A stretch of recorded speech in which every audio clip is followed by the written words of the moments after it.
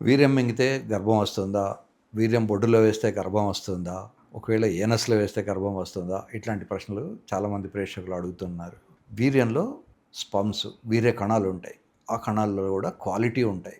అవి rapidly progressive motility అని, simple progressive motility అని, ఇమ్మొటైల్ అని రకరకాలైనటువంటి క్వాలిటీ ఆఫ్ ది స్పర్మ్స్ ఉంటాయి. మనం వరి పంట ఇంటికి తెచ్చుకున్నప్పుడు దాంట్లో కొన్ని పుచ్చు విత్తనాలు, కొన్ని పొల్లు విత్తనాలు, కొన్ని గట్టి విత్తనాలు ఉంటాయి.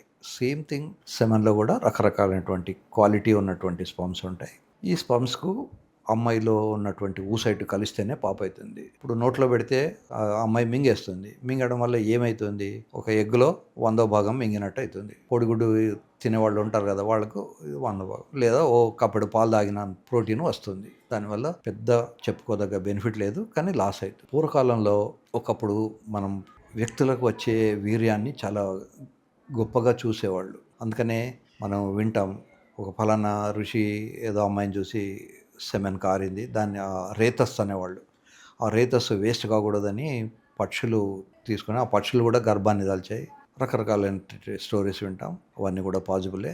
ఇప్పుడేమిటంటే ఇప్పుడున్న సైన్స్‌లో ఒక హ్యూమన్ బీయింగ్ స్పర్మ్‌ను హ్యూమన్ నుంచి వచ్చే oocyteకు మాత్రమే మనం కలిపి పాపను తయారు చేయగలం. ఒకప్పుడు మన దేశంలో వేరే జీన్ ఉన్నా కూడా, వేరే జంతువు అయినా కూడా అక్కడి నుంచి కూడా వాళ్ళు కలిపి తయారు చేసేవాళ్ళు. హ్యూమనే బయటికి వచ్చేది. ఆ సైన్స్ అంతా మనకు లుప్తమైపోయింది.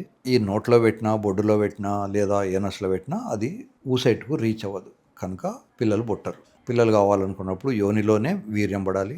ఆ వీర్యం కూడా బలంగా ఉండాలి. దాంట్లో విత్తనాలు ఉండాలి. అది కూడా రోజు చేస్తే అవసరం ఉండదు. అమ్మాయికి యూజువల్‌గా 13వ రోజు నాడు ఓవ్యులేషన్ అవుతుంది. ఆ టైంలో కనుక స్పర్మ్ రీచ్ అవుతే అది ప్రెగ్నెన్సీ వచ్చే అవకాశం ఉంటుంది.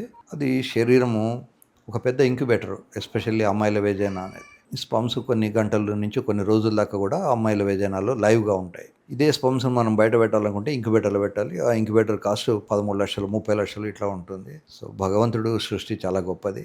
వాళ్ళ యోనిని ఒక పెద్ద ఇంక్యుబేటర్ లెవెల్లో తయారు చేస్తారు. ఎంత టెంపరేచర్ మెయింటైన్ చేయాలి, లోపల కార్బన్ డైఆక్సైడ్ ఎంత ఉండాలి, ఇవన్నీ కూడా ఉన్నాయి. సో బేబీకి మొదటి 3-4 రోజులు టెస్ట్ బేబీని అప్పుడు అది కార్బన్ డైఆక్సైడ్గా ఉండాలి. బయట నుంచి ఆక్సిజన్ ఉండకూడదు. సో ఇవన్నీ కూడా భగవంతుడు ఎంతో ఆలోచనతో, ఎంతో అడ్వాన్స్డ్ ఆలోచనతో అవన్నీ చేసి పెట్టాడు. కనుక మనం చేసేది భగవంతుడి సృష్టిలో 1,000,000 కూడా కాదు, 1,000,000 ఆయన టెక్నిక్ ఉంటే దాంట్లో ఒక పోర్షన్ కూడా మనకు స్కిల్ లేదు. కనుక ఎప్పుడు కూడా నేచర్ ఈజ్ ద బెస్ట్.